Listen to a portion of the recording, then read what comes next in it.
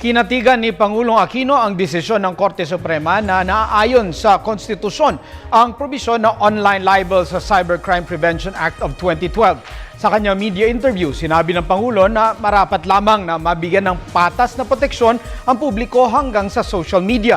Tiwala din ng Pangulo na ang desisyong ito ng Korte ay hindi naglalayong hadlangan ang freedom of expression. Paliwanag pa nito, wala naman dapat ipangamba ang sinuman na walang ginagawang paglabag.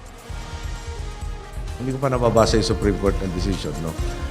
Nakita ko lang yung nakalagay sa mga diary ito araw na to. Ngayon, pipigilin ba ang freedom of expression? Hindi naman yata yun ang layunin.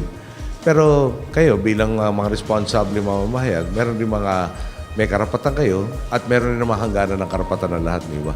Ang turo sa atin nung tayo nag-aaral, your rights and where they impinge on the rights of others. So, kung may mali sa pag sinabi sa TV, sinabi sa radyo, sinulat sa pahayagan, sa mga magazine, pag lumipat ka ng format, dapat exempted.